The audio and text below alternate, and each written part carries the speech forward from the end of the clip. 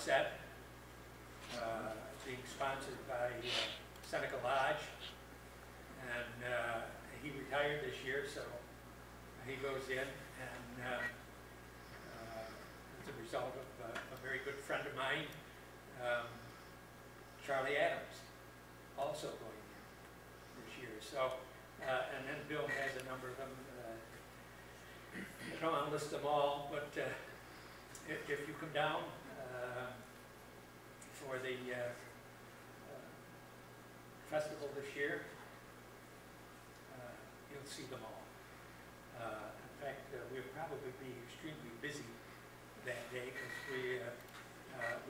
usually we want to do like 4 or 5. This year we could have a large number of them. The state said that they would put in as many as we could possibly handle,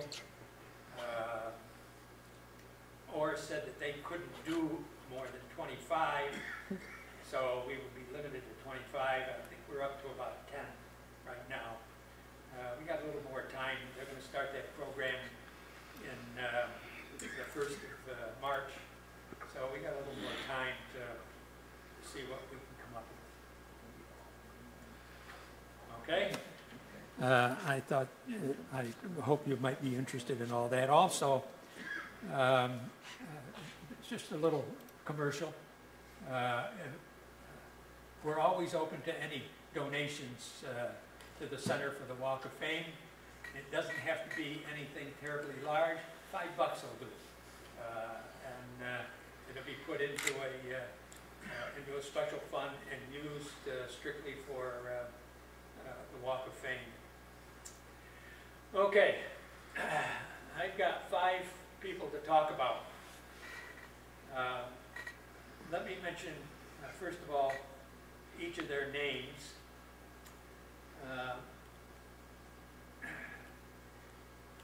When deciding who I wanted to discuss, 4 of them I've had direct contact with. 2 of them contact. 2 of them I have an association with them. I know them quite well. One of them, he goes back to the 1950s and died a very young man, George Constantine. I never got to meet the man,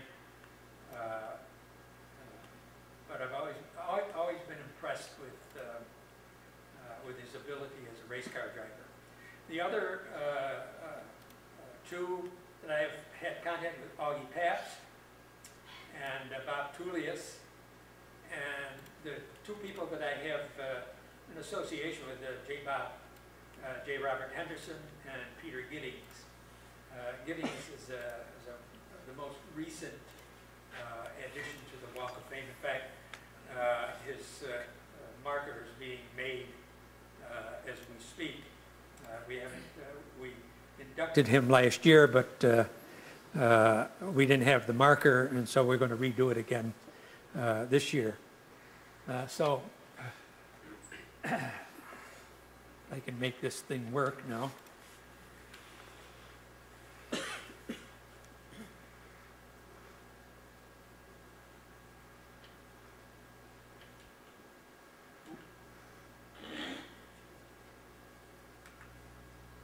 Okay, we start with Peter Giddings.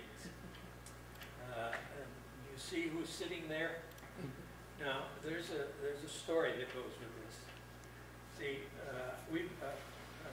Bill has known Peter longer than I have, but we've become fairly good friends.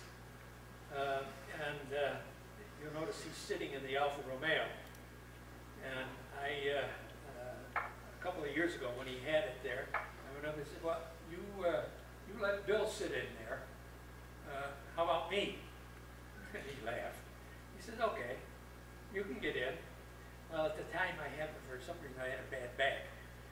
And you think I could get in? I couldn't get in that thing. I would have had to crawl over too much of the car, and I didn't want to damage it or anything. So So he still owes me one. Peter first raced here in 1973, and he drove. One other thing about the people I'm talking about, as far as I know, except for Jay Robert, not quite sure about him, but the rest of us are all in the 80s. This gentleman is 82. In fact, he just turned 82, and so did I a couple of weeks ago. He corresponds with Bill and I quite frequently. And he came here first in 1973 with a Ferrari 250 GT Mille Miglia, and finished second in the vintage race to Murray Smith.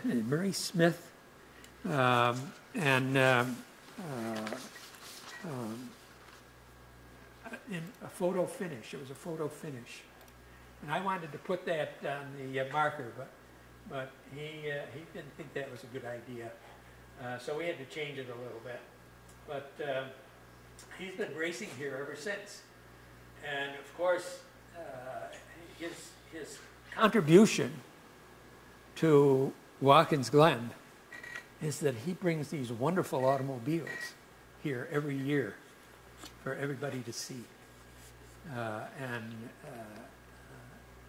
I talked to him and corresponded an email before Christmas, and he sent me a note, Bill and I a note,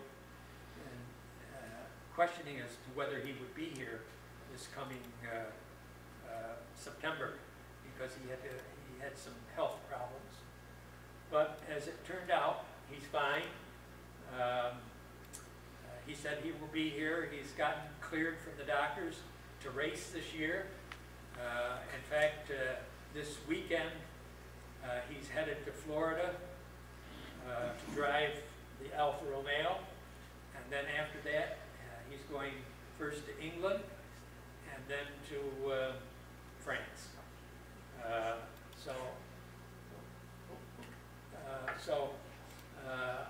It'll be fun to watch and see what he does. One other thing, I don't mean to be negative, but talking to him the last couple of years, if you've gone up to the vintage races, you will notice that he's on the track at odd times, either early in the morning or late in the afternoon. And he was a little upset about that, because here's got a car that everybody wants to see, and there's nobody there to see it. So I hope the powers to be take that into consideration. The other thing about him is that he's just a wonderful gentleman. And I have a photograph of him with my granddaughter. This is a personal aside. My granddaughter is a photographer. She's a young lady just starting college, and she also has a small photographic business. And one of the things that you don't see in Watkins Glen in some of the stores are cards and photographs of the automobiles. They're just not around. The automobiles in Watkins Glen that pertain specifically to Watkins Glen. So she's putting together a package of pictures that she took. So I had her up there for the last vintage race, and I introduced her to him, and he spent close to a half an hour talking to her and listening to her explain all of her cameras and how they're used. A wonderful man to take time. He had a lot of other things to do, and they're standing in the middle of the paddock. I have a nice picture of the two of them standing in the middle of the paddock talking about my granddaughter's photographs. So if you're up there and you have an opportunity to talk to this man, be sure you do, because he is a true a true gentleman and a true racer. Now, this is Augie Pabst. Now, you know, you recognize, of course, Pabst. He is the scion, the heir to Pabst Blue Ribbon. However, he did eventually work for them, but in the beginning, in the 50s, he had an automobile dealership. He started racing SCCA in the mid-50s. He got to be pretty good. He got hooked up with Harry Heyer, who formed a racing team based upon Meisterbrau Brewing Company, which was a competitor to Pabst Brewing Company. Augie Pabst, I think, is a great-grandson of the man who founded Pabst Brewing Company. And we installed his marker. We inducted him in 1998. He wasn't here for that. He came the following year. But you notice that he won the 1960 Watkins Glen Grand Prix in the Meisterbrau Scaptura. Now, if you look at that, you'll notice there's a mistake there. As far as I know, Bill, it's the only mistake we made in the whole thing. And I didn't catch it until after it was done and installed. So we left it there with the idea that we would change it. Well, he came the following year, 1999, and we inducted Denise McCluggage that day. And since he was here, I asked him to do the honors, to come. That's down in front of the Watkins Hotel, and I asked him to do the honors, to come down and give a little talk about Denise, and he was more than glad to do it. There's another story but about the two of them. I can't tell that one. I could in private, but not in public. But anyway, he did a wonderful job. They were all slicked up in his shorts.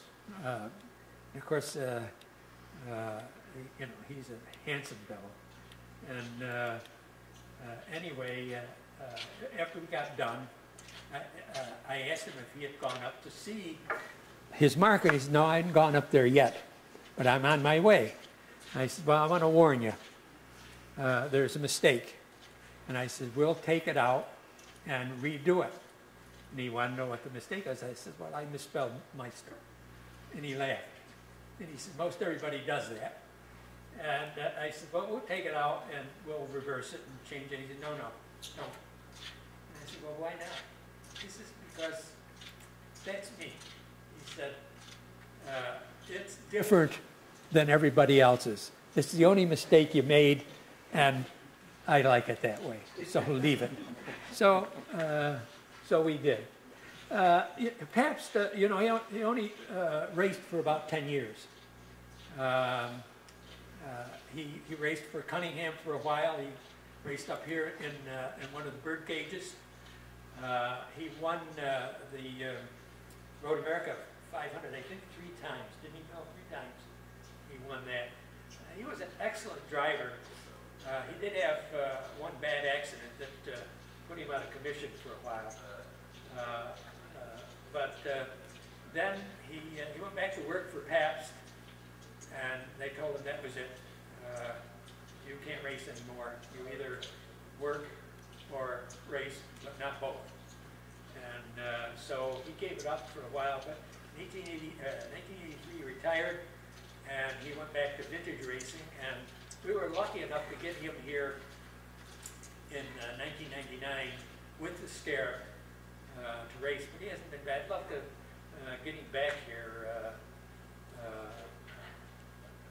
this year for the 70th anniversary. Great guy, very interesting man. There he is. And just he looks like a teenager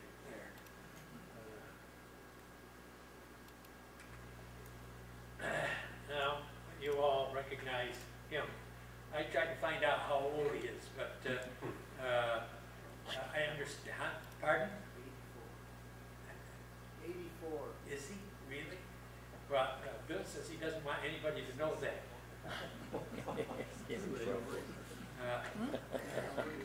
Well, I've gotten to know him quite well, and you know he's got a whole list. He's been racing here for over 50 years. Of anybody who is alive, this man has more time on Watkins Glen Racecourse than any other human being. And if you want to know anything about Watkins Glen and the racecourse at Watkins Glen, well, he's the guy you ask because he can tell you everything about that track. That's his Toyota. He won championships in, I had that all written down here, but he's won several championships.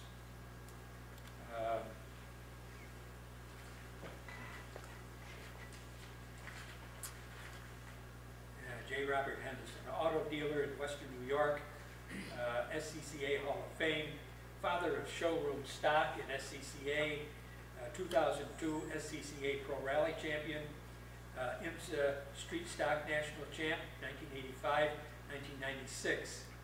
And like I said, more time on Watkins Glen than any other human being. But the association, I've done track masters a couple of times, and BMW Club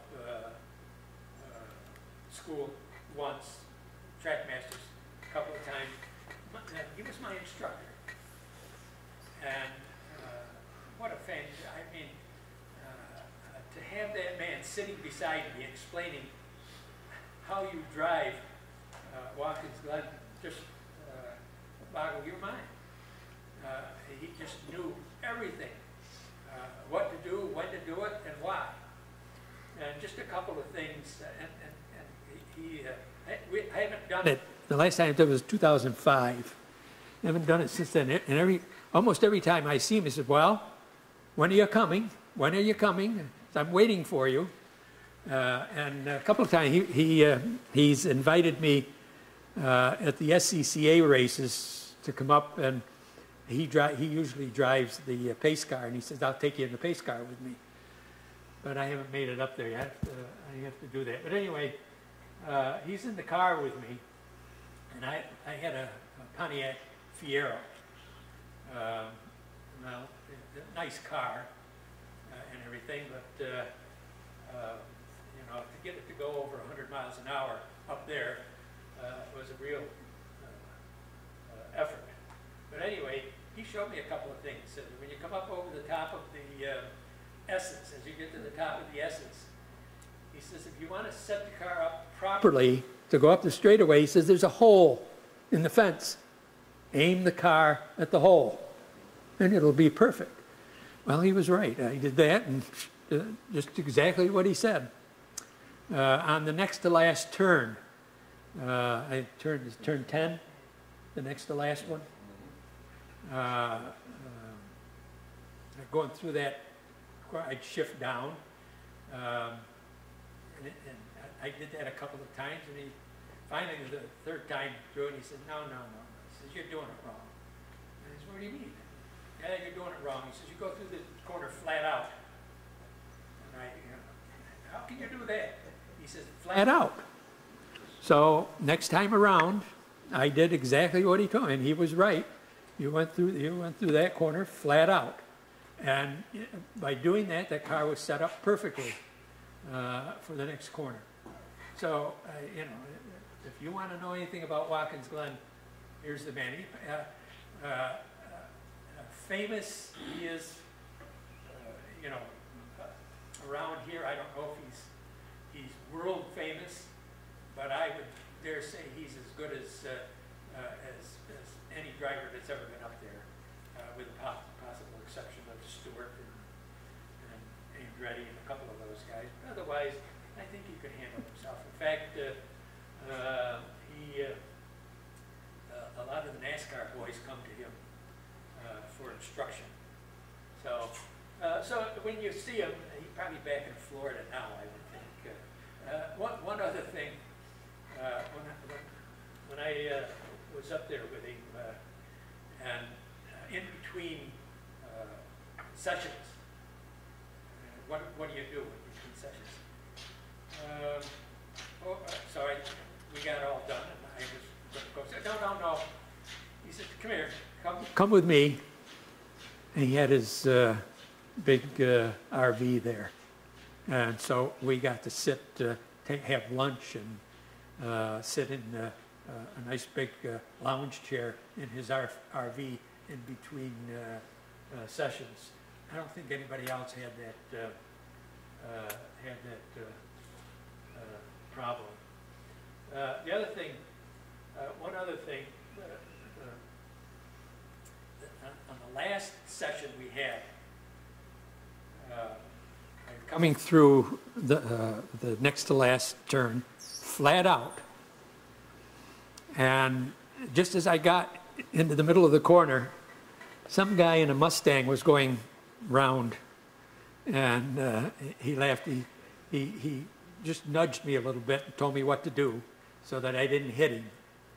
But he said, I'm going to take care of this. And I asked him what he's going to do. He said, that guy's going home. And we're not letting him out on the track anymore. So, anyway, a tremendous guy.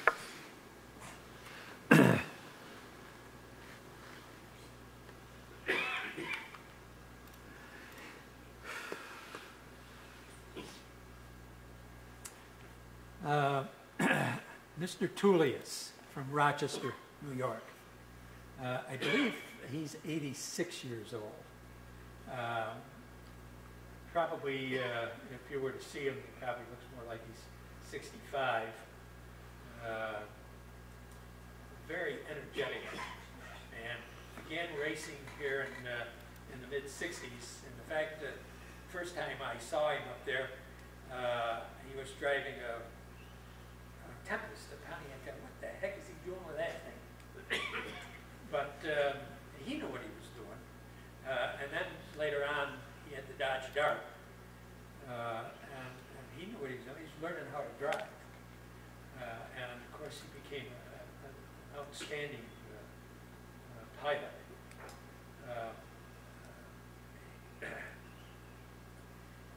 He organized, he began winning races, and then started driving Triumphs, and made a deal with Leyland to drive them, and used the number that he had on his automobile, 44, and developed Group 44 racing. He raced for about 25 years. Altogether, Group 44 won around 200 races. Tullius himself, probably, I counted him up once, but for some reason or other it's gone. But I think it was probably around 25 or 30 races that he won personally in one of the automobiles. He did wreck one of the Triumphs and called Leyland and wanted a new one, but they wouldn't give it to him.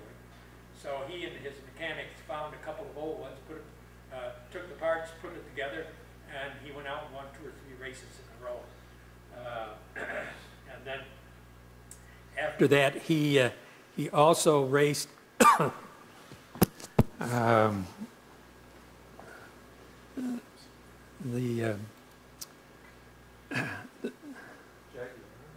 he raced the Jaguars, but the jet car, the Howmet turbines. He raced the Howmet turbines as well. And he He finally gave it up around 1990, but when he first started racing, his boss, he worked for Kodak and Company, his boss gave him a choice. You can either work for Kodak and Company or you can race, but you can't do both. Well, obviously he chose racing, and he became the poster boy for organizing a racing team and how to put together a program, how to get sponsorship, and he had, through this whole period, he had sponsorship from Quaker State Oil. His cars were painted in green and all Group 44, and you can get into the research center and get a list of all the races that they won at Watkins, Sebring, Daytona. They did an outstanding job. We put his marker in. It's up by the Seneca Lodge sign right there, by the bridge. In fact, he was sponsored by the Seneca Lodge. 1999 was his induction. And at that time, just one more thing about, at that time, there was a big air show at Elmira. And he brought his Mustang up here. Instead of one of his cars, he brought his airplane. He brought it to the air show. And I think the air show was the following, I'm pretty sure the air show was the following week. And I think, boy, what a connection. Racing, automobile racing at Watkins Glen, airplanes in Elmira. And so I asked the head guy from the air show, the museum there, to come down and do the honors and give a little talk about Bob and his induction. So he came, but he didn't talk about Bob Tullius at all. He talked about everything but. And Bob Tullius, he wasn't terribly happy about that. But anyway, next week I went to the air show, and I spotted his Mustang, and I spotted him, and they were parked over, and of course you couldn't get anywhere near him. So I got over close enough to call him and let him know I was there, and he says, "I'll take care of it." So he came over, told the guy it was all right for me, and my grandson with me, and we went over and he showed us all the airplane and everything. And I started talking to him about the air show, and he just started shaking his head. And he said, "You people know at Watkins Glen, you know what you're doing. These people don't. They have no idea what they're doing." And he said, "They won't be here next year." And he was right. That was the last time they had the air show. Incidentally, he doesn't have the Mustang anymore. It flies something else. 86 years old. He gave the airplane to one of the World War II museums in England. So another person we'd love to get back up here for one of the programs. A very interesting gentleman. There he is. That's when he was very young.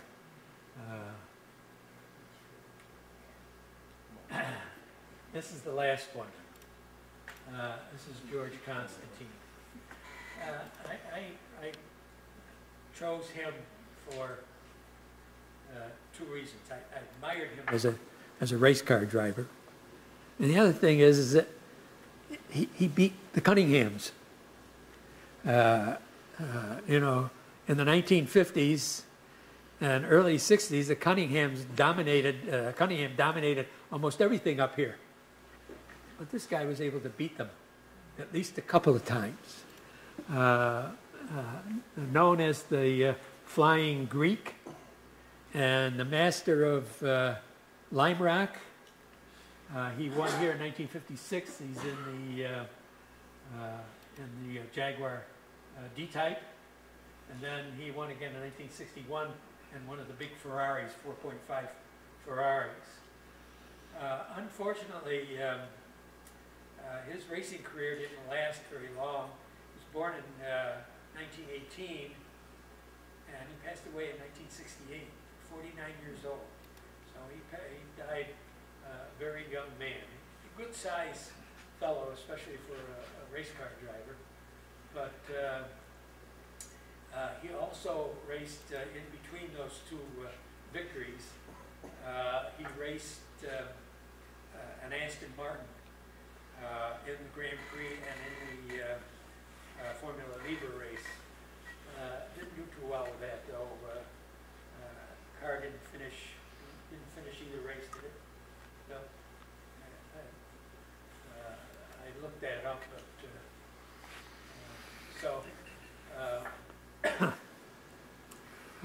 his marker is right out front. And one other thing, there is a rumor, I don't know how true it is, that he is related to the royal family of Greece. Now, I ran across that in a couple of places. Now, I don't know if it's true or not, but why not? So, anyway, those are the drivers that are under my jurisdiction, and I hope you enjoyed some of it. Thank you for listening.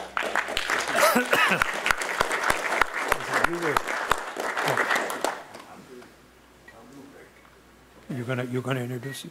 Okay. William is going to introduce the next speaker.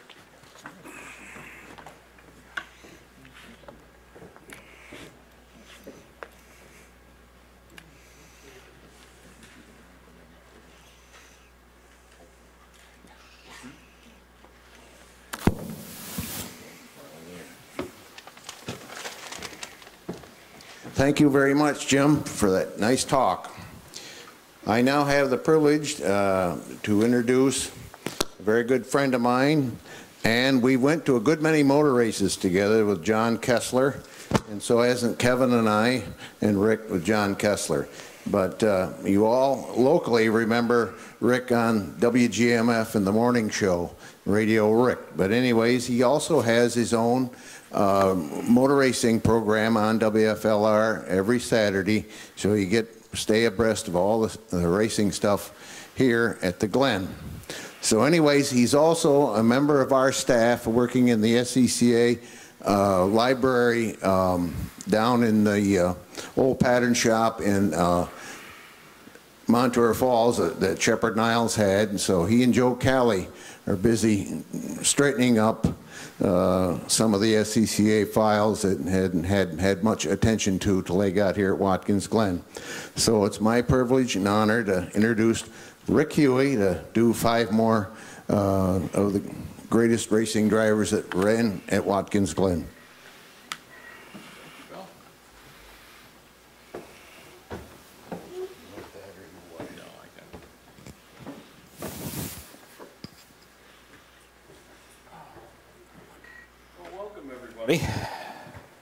We've got, turned on here? Let's see. There we go. First guy we're going to talk about is Oscar Kowalewski. And Oscar, is Oscar here? Because a lot of times he sneaks in here. No, he's not here. Okay.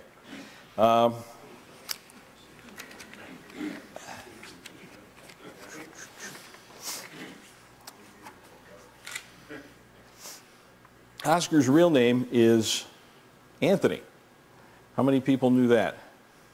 Yeah, just a few. Yeah, his real name is Anthony, and he founded, of course, Auto World in 1958. As a kid, his father owned a hobby shop, so he didn't fall far from the tree, if you know what I mean. And he built model planes and cars as a kid. He told me he learned to fly when he was 9.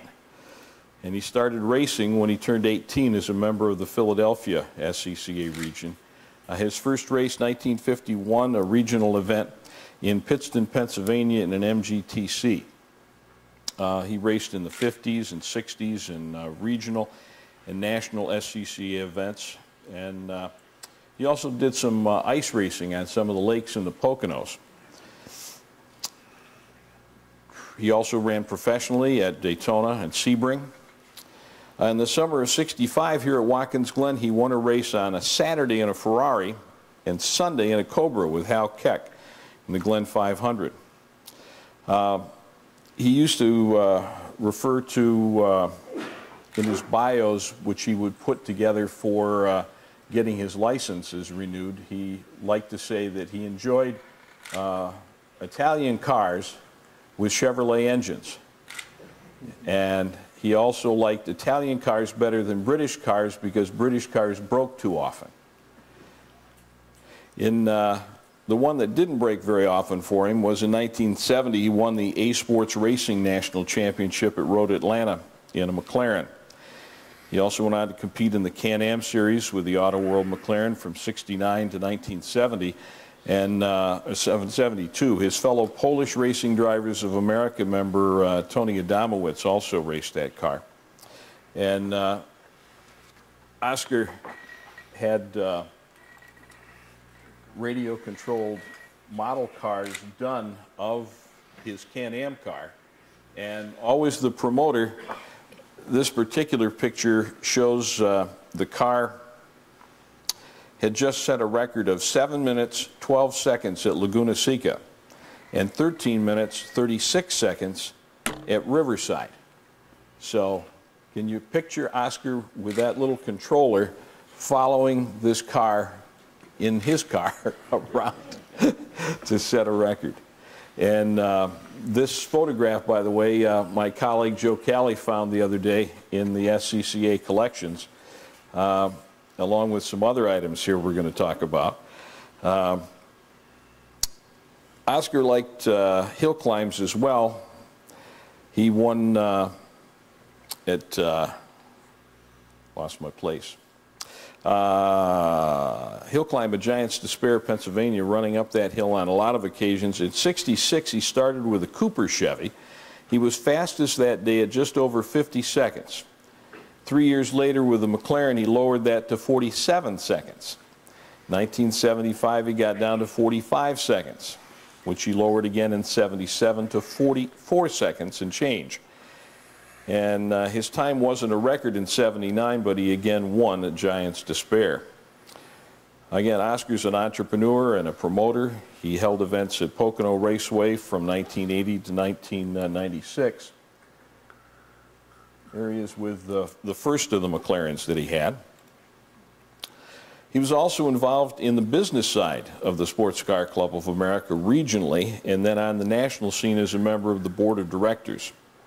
He was placed in the Sports Car Club of America Hall of Fame in 2015, and they used the words speed and passion in his introductory. In recent years, he's organized events for the kid racer cars that he's been selling, little plastic Indy-style cars. He loved to get young people involved in racing. As you can see here, there's people there that were some of his customers and neighbors. He also took part in those Cannonball Baker's Sea to Shining Sea Trophy Dash events that Brock Yates ran. Oscar, Brad Nemechek, and Tony Adamowicz went coast to coast, placing second to a Ferrari with Brock Yates and Dan Gurney in it. Their vehicle was a Chevy van, and the other day Joe pulled out the original press release. I'm going to quote a couple of things. The heading is, "If you want more information, you're just going to have to wait." That's Oscar for you. And note to writers, this is the third report on the PRDA's entry in the Cannonball Baker. We'll file one more after the event's completed with photos in the gripping tale of our travels. Headline, PRDA going cross-country without making a pit stop. This is dated November 17th, 1971. Somewhere in America, a three-man team representing the 1,700-member Polish Racing Drivers of America is hoping to make automotive history today and tomorrow. The team seeks to drive virtually non-stop from New York City to Redondo Beach, California, during the first official running of the Cannonball Baker Sea to Shining Sea Memorial Trophy Dash, a timed contest organized by Brock Yates of Car and Driver magazine. That will be easy, said Oscar Kowalewski, PRD president and one of the three drivers on the team. We will simply carry with us all the gasoline we'll need to cover the entire 2,924-mile distance. Kowalewski explains that the Chevrolet sports van prepared by Briggs Chevrolet Ferrari of South Amboy, New Jersey, had been altered to carry 298 gallons of Gulf no-NOx gasoline. Kowalewski said that he and co-drivers Tony Adamowicz, Brad Nemechek had designed a special steel structure for the Briggs van that would house 5 55-gallon drums of fuel to supplant the van's normal 23-gallon tank. Other special equipment that the Briggs van carries includes high-intensity driving lights provided by Auto World Incorporated of Scranton, Pennsylvania, a mobile telephone, a bunk for sleeping, a portable toilet, heavy-duty glass-belted Goodyear tires, and a 3,000-mile supply of Mrs. T's Polish kishkis. Because Oscar says, quote, "You got to eat on a trip like this." The PRDA, like all other teams in the Cannonball event, was able to choose its own route to California, so the team's Briggs van will be driven through New Jersey, Pennsylvania, Ohio, Indiana, Illinois, Missouri, Oklahoma, Texas, New Mexico, and Nevada. Kowalewski, Adamowicz, and Nemechek will set out at 12:01 a.m. November 15th and hope to be at the Portofino Inn in Redondo Beach late the following afternoon. It will really be interesting to see how we stand up to the strain of continuous driving, said Kowalewski. If everything goes right, the only stops we'll make will be at highway toll booths. The 5 drums of Gulf fuel are laid side by side and are contained within this steel frame bolted to the floor of the Briggs van. A special manifold fuel system actuated by electric pumps will replenish the van's tank from 1 drum at a time. We were very careful to design the system as safely as possible. All of the lines, fittings, and valves are of aircraft quality, just as we would use in a modern racing car. A team of mechanics at Briggs Chevrolet worked almost continuously on the van after it arrived in South Amboy on the 22nd of October. The van's 350 cubic inch engine was fitted with a winter thermostat to make it run cooler and a Corvette dual point ignition to provide a hotter, more reliable spark at highway speed. The oil filler tube was turned around so that the drivers could add more oil if needed from inside the van while they were driving. Will be pretty hard to miss on the highway, said Oscar. The van has been painted a special red with large white arrows on either side. If you see us, blink your lights, but don't toot your horn. One of us will be trying to sleep at all times. Hopefully not the driver. So, some of Oscar's PR work. He had a couple more McLarens after this particular one. This one he bought over the phone from Teddy Mayer of Team McLaren for, I believe he said, $11,000. And he found a Traco engine. Someone had a used one. And that's how the Auto World McLaren racing team started. The Auto World catalogs, how many people here have had an Auto World catalog? Yeah, yeah. The first ones were laid out on his and Elaine's kitchen table when they started the business. So Oscar went into the Walk of Fame here in Watkins Glen in 2007. Our next individual is Bob Bondurant, born in 1933 in Illinois and hasn't stopped speeding through life yet. He'll be 85 this year and is still involved with his Arizona-based performance driving school. In his teen years, he raced motorcycles before moving on to 4-wheels in 1956. His first car was a Morgan, but when Corvette started showing up, he was able to get a ride with a dealer and won 18 of 20 races. He continued in Corvettes in the early 60s, winning 30 of 32 events for the Santa Barbara Washburn Chevy dealership. That got the attention of Carroll Shelby, and Bob started driving Cobras in 1963, taking an overall win at Riverside. In '64, he was second at Sebring before spending the summer racing in Europe, where he teamed with Dan Gurney to win the GT class at Le Mans. In 1965, Bondurant won the FIA championship with 7 victories in 10 races against the Ferrari GTO team. So Ferrari wanted him then too. He drove a Ferrari for a Formula One car here at Watkins Glen in '65, ending the season in Mexico driving a Lotus. In 1966, Bondurant raced Formula One for BRM before joining Dan Gurney's Eagle team for the final 2 races that year. His part-time job the summer of '66 was teaching Jim Garner to drive race cars for a little movie they called Grand Prix. He also occasionally drove the Ford GT that they used as the camera car to make the film. For the '67 season, he moved to the Can-Am Series here in North America, but a 150-mile-an-hour crash here at Watkins Glen put him in the hospital with rib, leg, foot, and back injuries. His McLaren flipped 8 times when a steering arm broke. The doctors said that he would never walk well again, let alone drive a racing car. Well, he didn't agree with that particular comment. He spent a lot of days writing on a yellow legal pad in the hospital.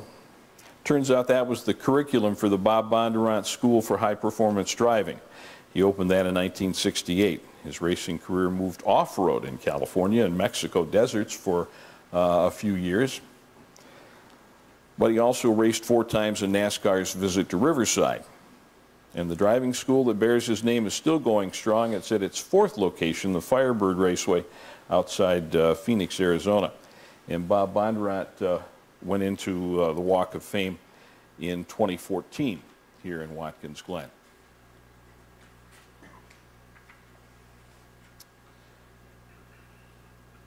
Next gentleman is Bobby Brown, Glen Trophy winner '63 and '65, 72 FIA 6 hours, 4th overall, National SCCA Formula V champion in '76. Bobby Brown raced professionally for 20 years. The Long Island native began in 1960 racing a Corvette to promote his own Chevrolet dealership. That led to a career in Can-Am, Formula 5000, Formula Atlantic, GT racing, and eventually back to SCCA national and regional events and vintage racing. He competed across the U.S. and Canada, as well as England, Europe, Puerto Rico, Colombia, New Zealand, and Japan. His last pro race was the Road America Can-Am in October of 1980, and he finished in 5th place. But retirement wasn't satisfying, and in 1990 he was running nationals in the SCCA and then linked up with several different vintage organizations, particularly the SVRA, driving Formula Atlantic cars and Formula 5000 cars. One day when he was running that Chevy dealership, he got a call from a rival Ford dealer who was inviting him to come over to lunch. You know, sounds like something another guy would do in the business. Well, Jack Griffith wanted to sell Shelby Mustangs and Cobras, and Brown was who he wanted to drive for him because he'd seen him race that Corvette. So when he turned up, the 3rd person at lunch was Carroll Shelby. So in 1963, Bobby Brown, Chevy dealer, started racing Cobras.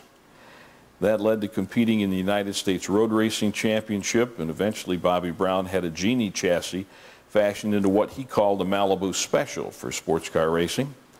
He replaced that with a Lola T70. He also dabbled in the Trans Am with a Camaro in the late '60s. In the Can-Am, he bought a McLaren that Dan Gurney had modified enough that it had been dubbed the McLegal. He also raced in Formula 5000 with Eagle chassis because he knew where Dan Gurney's shop was after he bought that Can-Am car, and they had a great relationship. He always got the updates.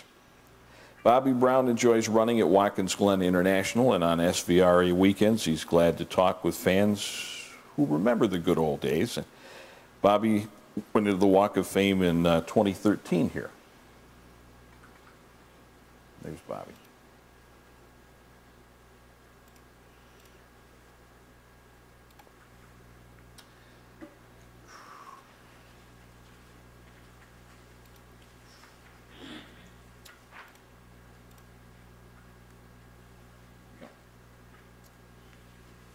Hobart, winner, Watkins Glen Can-Am, 81, the CRC Chemicals car. Continental, 1984, 85, 86, the Porsche 962. The New York 500 and 85 with the 962. That was the car that he probably was most famously connected to. His full name is Alva Robert Hobart. Al Hobart was born in Abington, Pennsylvania, and racing was in his genes. His father was Bob Hobart, four-time racing champion who operated a Porsche Volkswagen dealership outside Philadelphia. So Al grew up in the sports car world and was always at tracks with his father.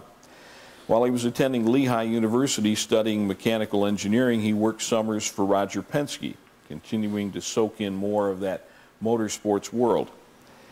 Al started to race in SCCA's Northeast Division in C production in a 914 Porsche, competing against Bob Tullius and Bob Sharp. So, pretty tough customers right to start out with. His first win came in '71, and by '74 he turned professional, winning IMSA titles in the GT class in '76 and '77 in the Decon Monza. Shortly after that, he went back to racing Porsches when the German firm came out with the 934. Al Hobart also ran 19 NASCAR races between '76 and '79. He had 4 top 10 finishes, but powerful sports cars were his future, and he won 10 races in the Can-Am series in the early '80s. In '83, he won his first IMSA GTP event driving a Porsche-powered March through the streets of Miami. In 1984, Hobart was at the Brickyard, placing 4th in the Indy 500. In 1985, Hobart was named manager of Porsche's North American Motorsports program, and he took them back to Indianapolis in '87 and '88. But endurance racing is how many fans know Al Hobart. He won the 24 Hours of Le Mans 3 times, the Daytona 24 Hours and the Sebring 12 Hours twice each. The Porsche 956 and the 962 were the cars that he really is known to have developed. His engineering degree helped him refine the intercooler system, allowing for more power and reliability. Sadly, Al Hobart died September of 1988 when he crashed his private plane as he took off from Columbus, Ohio. He'd been there for an IMSA race. Al Hobart was 41. Al Hobart had his number 14 retired by IMSA when he went into the International Motorsports Hall of Fame in '93 and the Watkins Glen Walk of Fame in '97. His son Todd Hobart also chose a life of motorsports, and he's worked with Toyota Racing Development on their NASCAR Tundra truck program, making that very successful.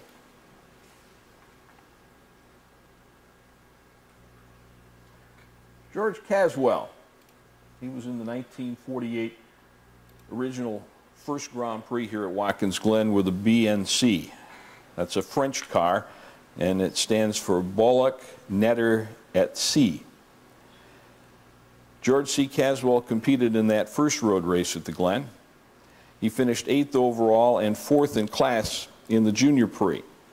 Caswell started his racing on motorcycles, but in 1940 he bought a 10-year-old French BNC, found it overheated and that it wasn't very powerful, so he installed a much larger radiator and a Ford V860 engine. He was a friend of fellow Philadelphia area resident Otto Linton, and they worked on their cars and traveled to events together. Otto even drove this particular car in a race at Thompson, Connecticut. Caswell competed in hill climbs in the '40s before bringing the BNC to the first race at Watkins Glen in 1948. In '49, Caswell won an oval track event at Langhorne, Pennsylvania.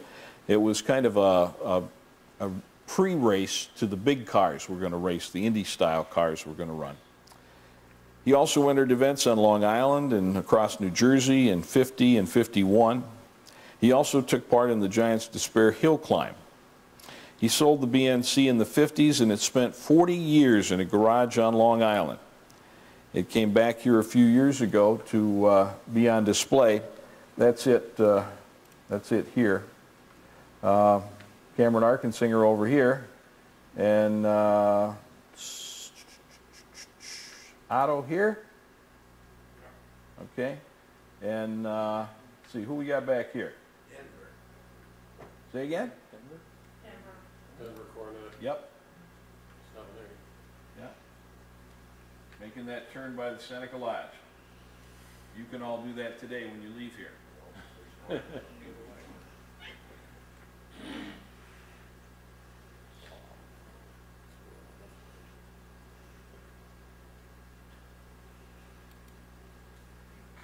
It was a BNC, but through the 50s, Caswell had installed a lot of Bugatti improvements to the chassis, the rear end and some of the other suspension. The car was here a few years ago on display during Vintage Weekend. It went to auction at Amelia Island, Florida in 2014 and sold for just a little under $200,000. Caswell went into the Drivers' Walk of Fame here in 2003. One of the original drivers here at Watkins Glen. Thank you very much.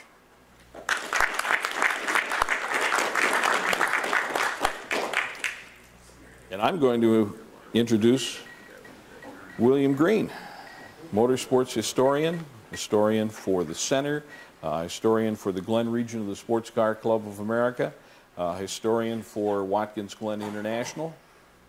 Who did I leave out? No, I said Glen region. Yeah, I think I got them all. This is the gentleman that if you want to know something, you corner Bill, because he's got all the information you need, and he's more than happy to share it. And we're so thrilled to have him as the historian here at the International Motor Racing Research Center. Come on up, Bill.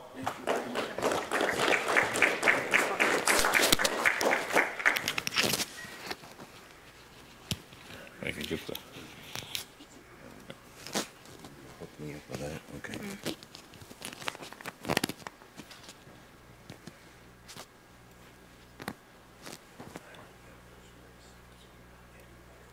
Okay. Okay. Where's the fee?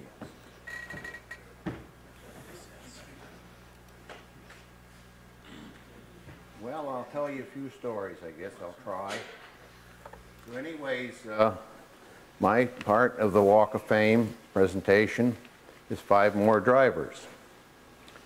And I gotta make sure I do this right. Yep. We start out with Bish Heinz. I always referred to him as the Bishop of Buffalo. But anyways, he was a great fellow to be around, a knowledgeable person. And he had the best luck of all as a kid. His father worked for Ford in Pittsburgh, so Saturdays when his dad was at the plant, he could wander around the warehouse, and he knew all what he needed to know about Ford products. He also owned 39 cars in his lifetime. His first was a 33 Chevy 4-door with a high school friend during the war years. Of course, it used oil and it had bad tires. He sold it to a classmate who acquired tires but destroyed the engine. The 50th anniversary of their graduating from school, Bish and his friend offered to buy this car back. He came to Watkins Glen for the first time in 1952 and was right around near where Fred Wacker stopped when the race was stopped. And he said that Wacker, when he was told immediately after he got out of the car where the race, where it was stopped, his face turned white as a sheet, and he didn't realize that he hit anybody. And of course, that was Bish's first race. His first sports car was a 1952 MGTD. And of course, he joined SCCA in 1954, April 1. And of course, he raced many cars. Get this to work. There. Raced many cars. A 1957 MG Coupe, which was black. This pictured car is a 1958 Alva Mark III, G-modified, red. MGA twin cam with Herman Schlenker, and MG twin cam, it was car number 38, and he wound up racing a 1977 Ford Pinto in showroom stock, or what I would call skid room stock, because all you could hear is the motor and the squeal of the tires. But that was it was another way SCCA or motor racing say, this is a cheap form of racing. No, there is no cheap form of racing. But anyways, he was an active member when he joined SCCA in the Kentucky region. He served as his RE once. He also was a very active member of the Western New York SCCA, Sports Car Club of America region. Race worker, blue flag marshal, starter, steward or a member of the stewards of the meeting. He also was a National Starter of the Year Award, SCCA 1993, NESCA, Race Worker of the Year 2000, and when he was inducted into the Walk of Fame, had he lived, he would have been 89 years old. The other nice thing, there was a lot of nice things, I don't want it to be that way, is that you walk out in front of the library, you should come out the door, there are big granite stone tabs.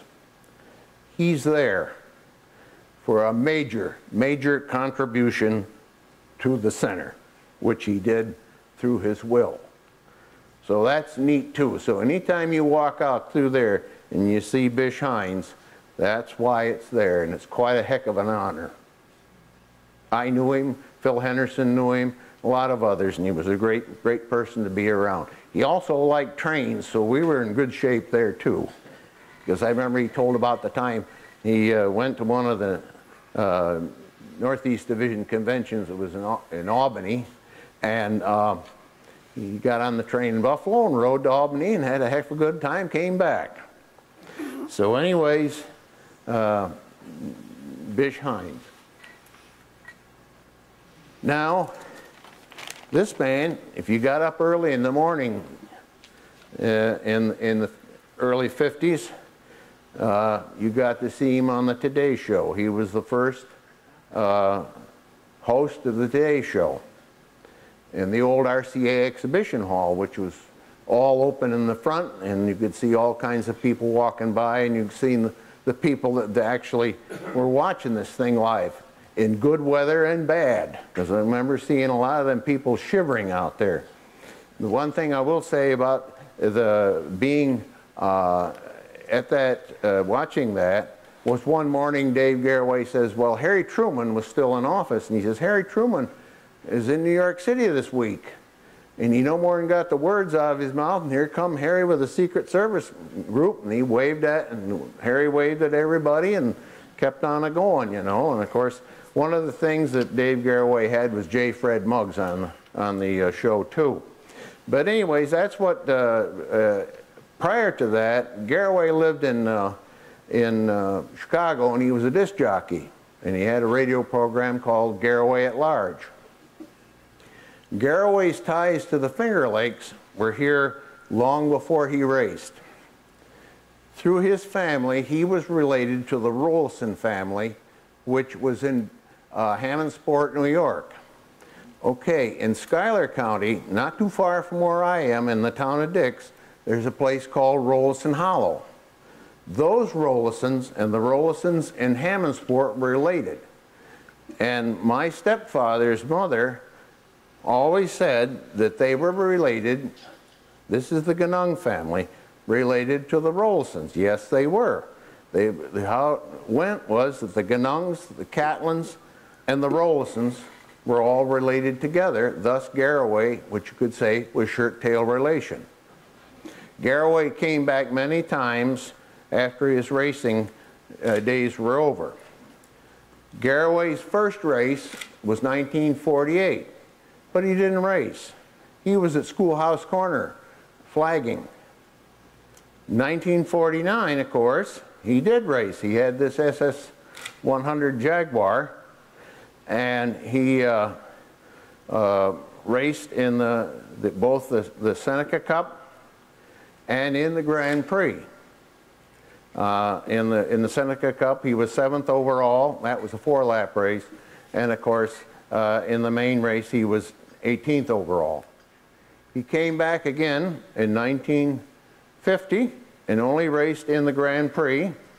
And he completed 4 laps in the 15-lap Grand Prix in the same car he raced the previous year. Dave then did some hill climbing and other races. He raced at Bridgehampton and other places. He was also, his car was entered at Elkhart in 1951, but he didn't run it. He was unable to make changes and right flight times and all that, so other person drove it.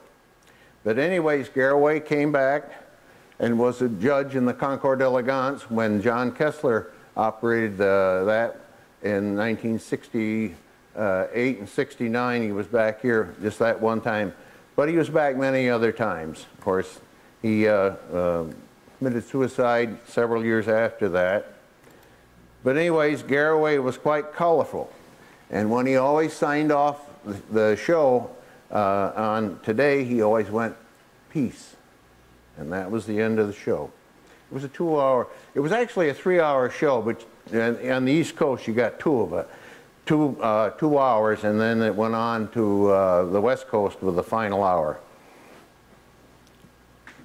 The next, I got talking too much. There's Garraway. That's 49. Next one says Phil Walters. That's right, in sports car racing. But in midget racing, he was Ted Tappett. How that started out, he was like racing. He'd hang around where they had midget races. And of course, he warmed up the cars a little bit, and he wanted to race. But the only thing was his parents didn't want him to race. Well, he took care of that. He used the name Ted Tappett. And he says, "I'll be safe. They won't know me." I've always read, and in talking with him, I said, "Phil, really tell me, how long did it take for them to find out you were racing?" He had a very nice, slow personality and way of saying this. And he goes just like this. He says, 2 weeks.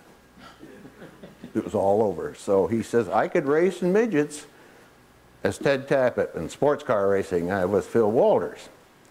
During the war, he was a glider pilot. He was shot down, and he was in a prisoner of war hospital, German prisoner of war hospital. And he had a punctured lung and a couple other things. He wasn't too great a shape. This doctor came in, and he looked at him, he said, "You're Ted Tappett," and he spoke good English. And Walters says, "How'd you know that?" He says, "I was going to medical school in Philadelphia, and I watched you in midget races. I'll take care of this. You're going to get something better." And he had him transferred right out. And that was great, because Phil survived all right. Well, he came back, and of course did midget racing, and then got acquainted with Cunningham, and became Cunningham's #1 driver. And also, he was the general manager for Cunningham cars. In those days, you know, we were amateurs in SCCA. We didn't accept any money. Trophy. Well, that's how Briggs disguised his professional drivers. They were employed with the company. So that's how Tappett was the general manager. And of course, he came to Watkins Glen the first time in 1950, drove Briggs Cunningham's Healy Silverstone, which had a modified, well, they had to modify the chassis, but it had a Chevrolet engine in it. And of course, that was built and done by Bill Frick. And Frick and Walters had a speed shop, and they were also famous for doing Fortilacs and Studelacs. So that's how Briggs got involved with him. So anyways, Walters won the Seneca Cup in this Healy Silverstone. The next year he came back in 1951, and he always referred to this car as he'd much rather run midgets. Briggs had bought a little Cooper 500, and of course ran it in the Seneca Cup because that year SCCA created a class for the Formula 3 cars. And he says, I'd much rather drive a midget than I do this, although he did win his class. And there were like four of the Coopers. Not all Coopers, there was an iffy in there. But anyways, that class became very popular as you went through the 50s and into the 60s. And then he ran in the Grand Prix with the Cunningham cars, and he drove car number 55. And of course, early in the Grand Prix, Bill Speer took the lead, but anyways, by about 4 or 5 laps, Walters was in command. And to this very day, on the 6.6 mile course, Phil Walters still owns the absolute record of 4 minutes 55 or 80 miles an hour, done on the 6th lap of the Sports Car Grand Prix. He went on to win that particular race. They came back next year, the following year, in 52, the Cunninghams did. But of course, you know, the accident on the beginning of the 2nd lap put a stop to the race. And so Phil didn't return to Watkins Glen until 1954. There's a neat little story goes along with that. And I better get his picture on there. This is 1954 in Victory Lane. It wasn't as elaborate as we do today, spraying champagne, but everybody enjoyed some Great Western, as Phil was about ready to do. And if you look in the background there, you'll see Hendrik Zamota off to one side, not only one, just his arm. But anyways, the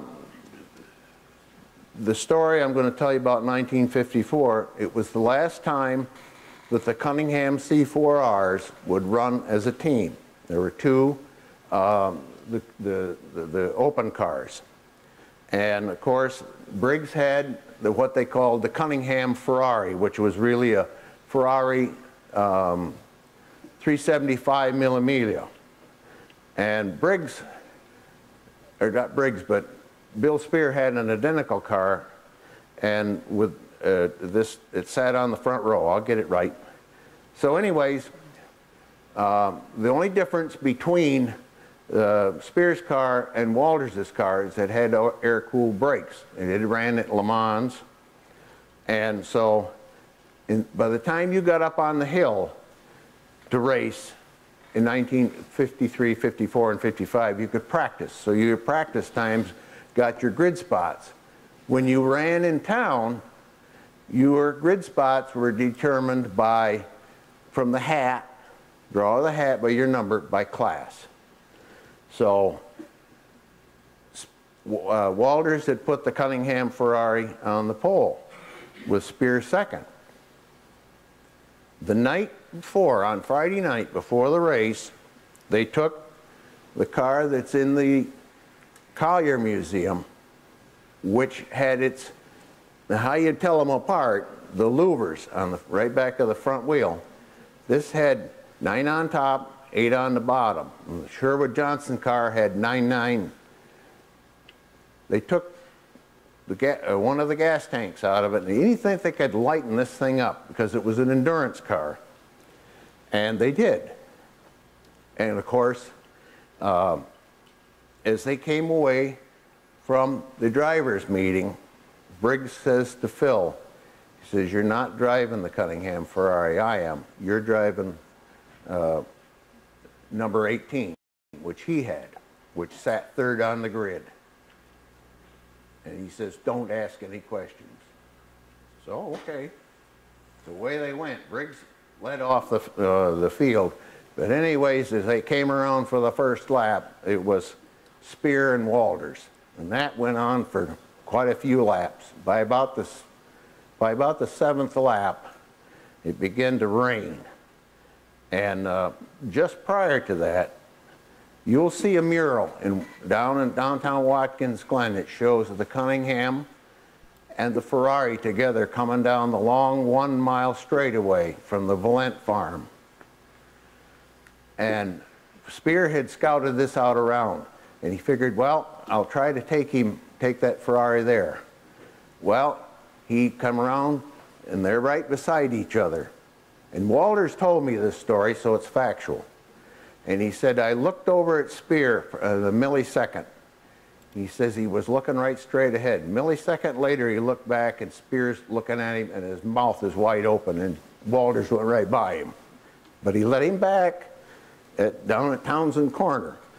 That was a no passing zone. But he told me, this is Walters told me, he says, don't matter, I can still beat him. Well, anyways, by the 10th lap, Walters' differential, or not Walters, but Speer's differential broke. And thus, Phil came home the winner in his last appearance at the Glen, other than coming during vintage time. So in the winner's circle, you can see it's big, but not like Formula One time or anything like that. And afterwards, they're good friends, both Walters and Speer and Cunningham. And Speer came over to congratulate Walters. And then he says, what did you guys do to that car? Well, Phil said we did this, this, this, this, and this. I won't tell you what he really said, but he said, you guys, what Briggs wanted to do was beat Speer, and he did. So, but Speer, or not Speer, but Walters ran at Le Mans from the very beginning. Well, there, in 1950, in the Le Monster, he and Briggs drove that. Then they were in the C2Rs, the C4Rs, and he drove in the C6R in 55. In this story,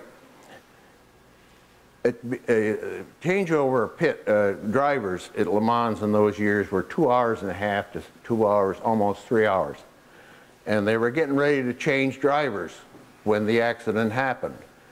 And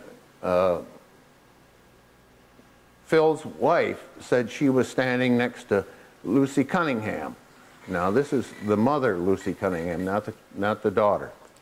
And just before milliseconds this happened, she reached right over and took her, and this is Lucy, took her out quickly. As they went out the back of the pits, it happened. That all happened right in front of Walters. And of course he finished the race, but that was his last race ever.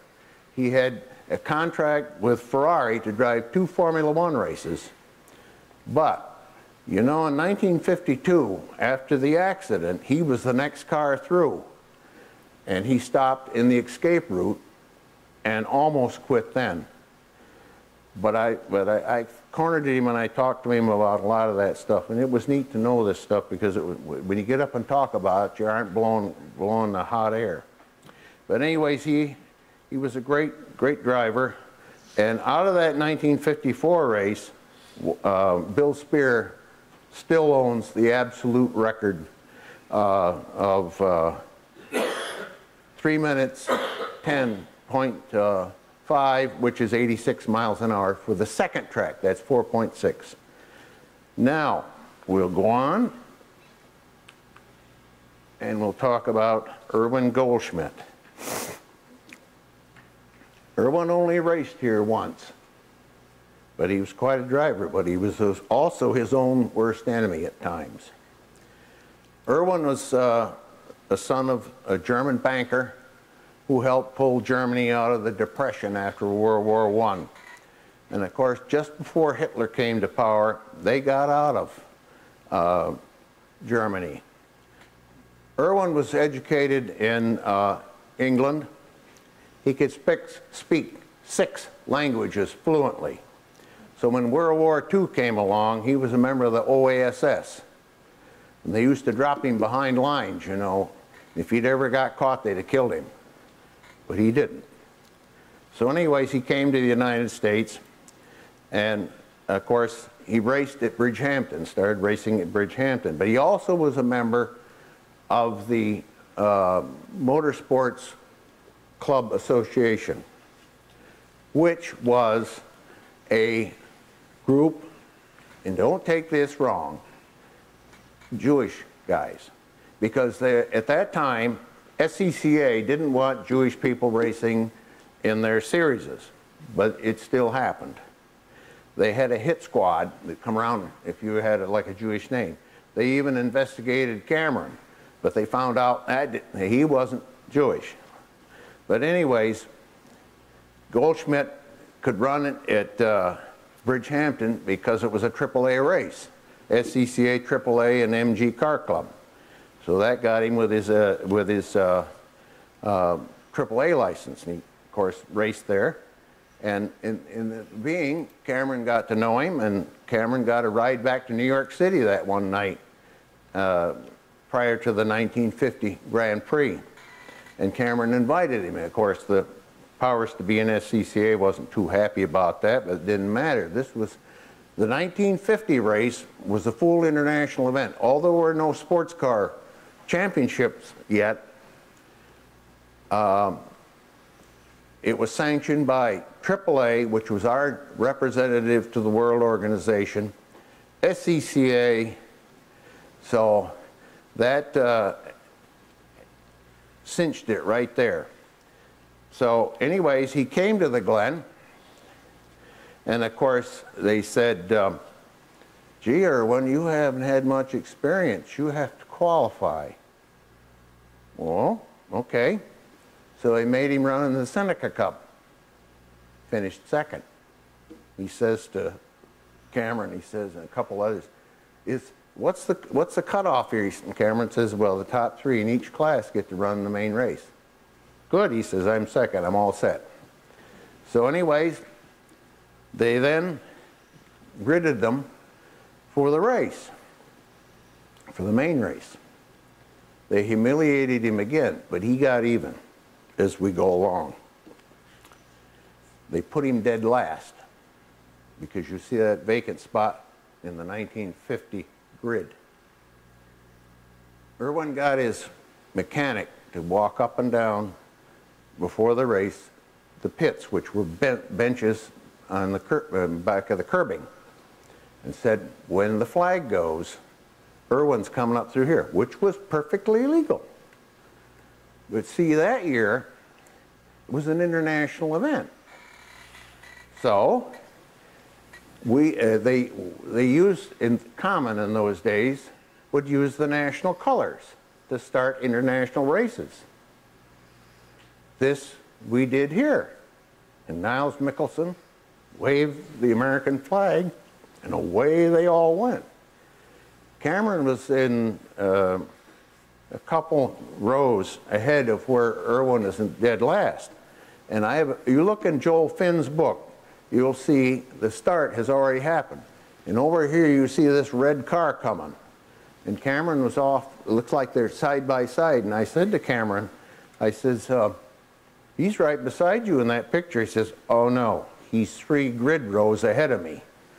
So when he got to the start-finish line, he was almost 4th place, 3rd, well, we'll say 5th place, because from the start-finish line to around the first turn to the second turn, and when you started up the hill, was a no passing zone. So Tommy Cole, who sat on the pole, and Bill Milliken, who was next to him, were leading the race. And Milliken told me, he says, you know, we got up there where there's 2 right-hand turns to go to go down around the track. He says, but they always told you in the driver's meeting and also in the PA system, don't take the first right. You'll go to Seneca Lodge in the upper entrance to the Glen. And he said, you know, Tommy Cole checked up, and I had to really check up with that Type 54 Bugatti. But anyways, we made it. And the second time up through, Before Tommy Cole went off the road, he checked up again, of course, but then he was out of the race up there on Townsend Corner. So anyways, as they go up through, now Milliken leads the race, and behind him is Sam Collier. Behind him is Goldschmidt, and then Freddie Wacker. So, as they come through White House S, Milliken gets passed by Sam Collier and Cunningham's Ferrari, and as it goes on, they go through the underpass and up where the stone is, and Sam got sideways and off the road and crashed and later died that day in Old Schuyler Hospital, not where you see it today. Milliken, if you read Road and Track, he did an article on that Type 54. He says, you know, there was so much going on in front of me. He says, all of a sudden the stone, and this is a right-hand drive Bugatti, came down and landed, and this whole thing is going on in front of him. And he says, I was startled, and Goldschmidt went on ahead of him. But he says, I got myself straightened out, and I did second place, and Wacker was behind me. He says, on lap 6, I mistaked and spun just above where Tommy Cole's alley was, and I was upside down. And he says the car was on fire, and he had these Air Force seat belts. And he says, I'm watching that fire, and I'm pulling on this thing to release, and it won't release. Then he says, I think I better look down and see which way I'm pulling it. And he pulled it the right way, and down he came, and he was okay. But anyways, Goldschmidt went on and led the race. Well, we get around about lap 12, and D. Cameron Peck, who was president of SCCA at that time, says to Alec Ullman, who was the chief steward of the race, Goldschmidt's leaking oil, black flagging. Well, the next time through, Alec looked, ain't no oil. Goldschmidt committed the unforgivable sin. He won their race. But that was all right, didn't matter. But anyways, that's the only time Goldschmidt ever raced here, but he was back many times. Now I'll tell you one other story about about Goldschmidt, and then we'll go on. At the end of the season in 1950, they were talking and did have the Sam Collier Memorial Race at Sebring on a different course. And Alec Ullman had had a tough time trying to get insurance. And one of the things that Irwin did was an insurance salesman. So he calls up Irwin, and he says, we're having a tough time trying to get some insurance here. Irwin says, okay, so I can get you insurance, but there's one thing. I get to race. He did. But he bailed him out of trouble again. But anyways, this is Irwin and his wife, and this one gentleman here that's squeezing in, that's his mechanic, and this is his oldest son. He had 2 sons. And his oldest son was involved with James Bond pictures and special effects. He's since passed. But his younger son, when they had the Allard here, which is up at Saratoga, he was helping, he drove it once. But the Argensinger boys had it out running around. Michael and JC had a good time too with it. I remember seeing them do that. But anyways, I could tell you more stories about Goldschmidt, but gee whiz, you guys will fall asleep, and I don't want you to do that. So anyways, we're coming to another one of my favorite people of that time, and that is William C. Speer. Bill Speer was a big, big man, and you know, he sat in the car and you'd swear that he was there for the ride and somebody else was doing all the work, but he was very, very good driver. Speer and Cunningham, as you got into the early 50s, but actually really 1950, put Alfred Momo in business, the Momo Corporation. So all the Cunningham stuff, if it wasn't done down in West Palm where they were built, was done at Woodside. Speer's first time at Watkins Glen was 1950. And of course, he was 6th overall in a 2-liter Ferrari. Anyways, we go on, and the following year, he was a non-competitive member in the Seneca Cup because he was setting up the 2-liter car he had the previous year for Logan Hill to drive in the Grand Prix. But what he raced in the Grand Prix was a 4.1-liter Ferrari America. He would lead the race a little bit, and then Walters would go by him. But he would finish 3rd overall. So the Cunningham cars that year finished 1, 2, and 4. Briggs was in 4th, and Fitch was 2nd. Speer then came back in 1952. Didn't have a Ferrari this time. He had another magic little car that it was like what Otto Linton had. It was a little Oscar. And of course, he ran the Queen Catherine Cup. That year, they were running against time. So, Le Mans started them. They always did, the Queen Catherine Cup. That year, Le Mans started them for the 3 practice laps before the race. That doesn't mean that somebody, if you wanted to go out and practice in the middle of the night, you couldn't do it, because there weren't any cops around those days. They didn't bother you. You got a lot on official practice. But anyways, for the main race, it was 2x2. And Speer was about in the 4th row. And sitting on the pole, by luck of the draw, by class, was Denver Cornet. And the MG that was famous for rolling over at Stonebridge, and then of course he finished 7th overall in the Grand Prix. That was when he rolled over, it was in the Junior Prix. So anyways, Denver takes off. He says, boy, I was going great guns. He says, I went right up through there, and he said, I got right where the right-hand turn is where you go into Seneca Lodge, and Speer went by me in that Oscar like I was painted on the fence. And of course, Speer won the race, and Jim Kimberly and A.A. Garthwaite's other Oscar finished 2nd. You had Roger Bardall in the Simca Special 3rd. And one of my favorite guys from Canada, it took me 50 years to meet, Tommy Hone was 4th, which got him in the Grand Prix race. But anyways, that was, and Speer was the last one to take the checkered flag on the 6.6 mile course in a race.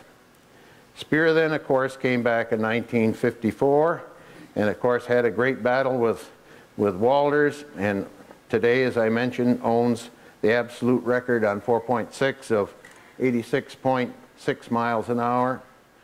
He then came back for the very last time with a 3-liter S Maserati, or a 3-liter sports car Maserati, in 1955, and chased so hard but could never catch Sherwood Johnston in the D Jaguar Briggs Cunningham. But he didn't break the lap record, but he was fast with 83 miles an hour.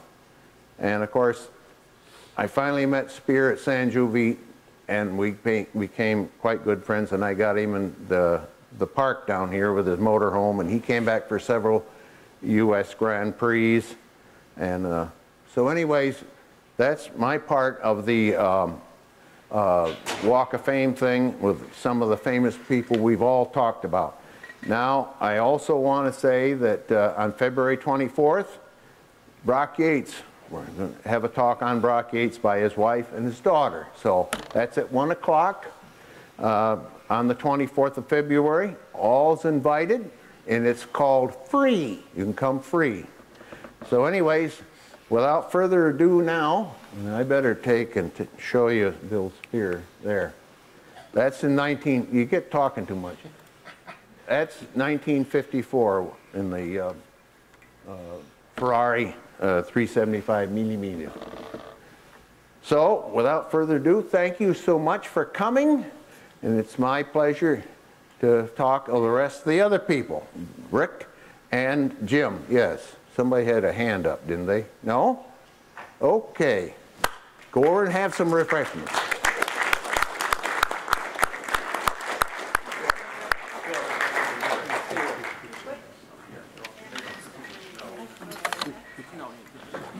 What do you pay, hey, Ange, what are you paying us? Yeah, Starting yeah, money. starting money, we want starting money.